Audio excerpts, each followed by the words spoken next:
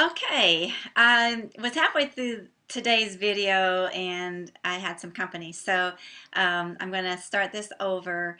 And even though you don't know I'm starting it over, I do. So I'm hoping that I don't forget to tell you something that I intended to tell you and thought I'd already said it, but I hadn't. So here we go. I'm going to do a quick review of the last couple days of videos, and we're talking about the ladder of health and the steps to optimum health or the slide to premature death.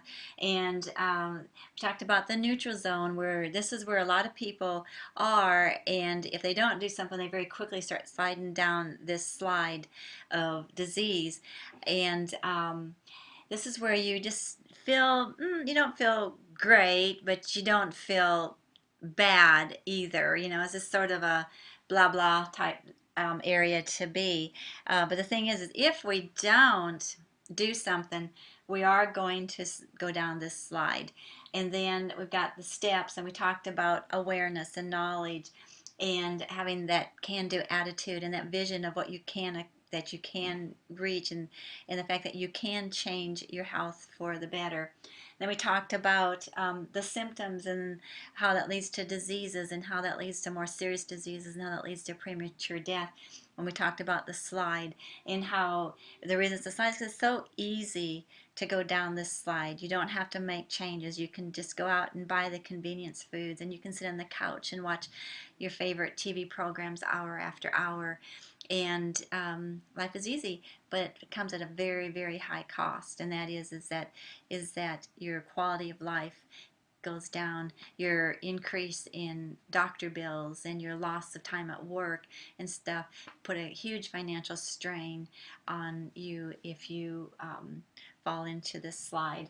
And then we talked about how toxins can build up in your system, and that leads to digestion and assimilation problems, which means you're not going to be absorbing nutrients well, and an unhealthy colon and in weakened cells, which leads to weakened organs and leads to weakened systems such as your immune system and your endocrine system and your cardiovascular system. They're all connected, and it really comes down to that cell and keeping that healthy. And so things got to balance. You have this inflammation process that takes place.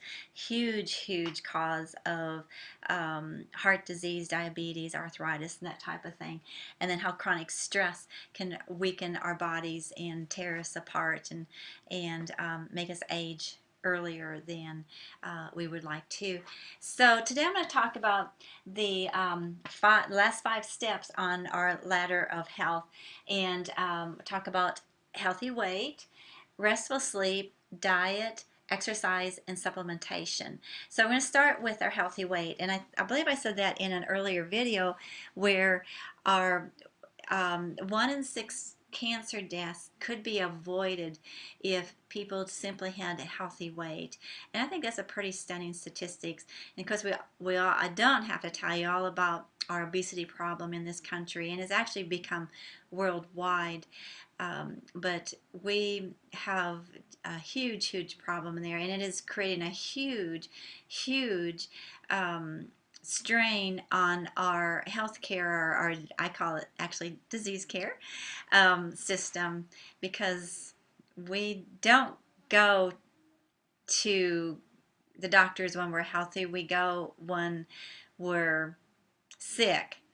And the thing is our system is set up to treat symptoms and not to prevent them, and not to find the cause of a disease. It's just you have a headache, you take an aspirin, but you didn't have the headache because you had lack of aspirin in your system. You had a headache because of maybe toxins building up, or maybe your digestive system wasn't working very well and you weren't eliminating junk out of there, or you have poor circulation. So you want to look at symptoms as being a signal to, we talked about symptoms here as part of being on that slide. Um, don't just address the symptoms, look for the underlying cause of that. So healthy weight, I think, is what we were talking about here, if I went off on a little sidetrack. um, get to your ideal weight. Do whatever it's going to take to get there, because obesity is the #1 cause of heart disease, diabetes, of cancer, of so many things, and it really, really does affect your quality of life, your energy, your stamina, your longevity. It's all affected there. So this is so, so important and critical to um, taking the step to optimal health. A lot of these symptoms and diseases will start to clear up just simply by getting to a healthy weight. Um, there was a point. Oh, yes, there was a point I was going to make. I hate diets. And there are so many crazy wild ones out there, and the problem is that people that diet generally gain more weight after they've lost the weight than they had before. The reason is that when you diet, if it's not a well-designed diet, you will lose muscle mass along with fat. In some cases, you may lose more muscle mass than fat because your body likes to hang on to that fat. And the thing is, you want to look for a diet that is going to either retain or even increase your muscle mass while you're losing the fat. And one of the key, there's a hormone that helps with that, amino acid that helps with that, and it's called leucine. And so look for a diet, especially I'm talking about ones that have like smoothies and shakes and meal replacement type um, foods that it has the leucine in it in a very specific amount that will help you to increase muscle and while increasing fat loss, so that when you're through and you get to your ideal weight, you're going to stay there because you haven't messed up your metabolism. And because fat burns a lot more calories, or excuse me, muscle burns a lot more calories than fat does. So when you're dieting, you don't want to lose that muscle. So find a diet plan that is very nutritionally solid, but that helps you to lose the weight, but it's the right type of weight. And like I said, I don't like diets. It's about learning to eat healthy is what I'm talking about here, not just a simple weight loss program, but a very healthy eating program that you want to look for, whether you prepare the foods yourself or because of your lifestyle and like you don't have time to spend hours in the kitchen every day preparing good healthy meals, that you can have the convenience of a very healthy meal replacement. So look for those, and if you would like some more information on a very healthy diet that I promote, then you can drop me an email and let me know that you would like some information. I'd be glad to talk to you about that. Then we're going to talk about restful sleep. First of all, get enough sleep. 3 to 6 hours is not enough sleep if you want to have a healthy lifestyle.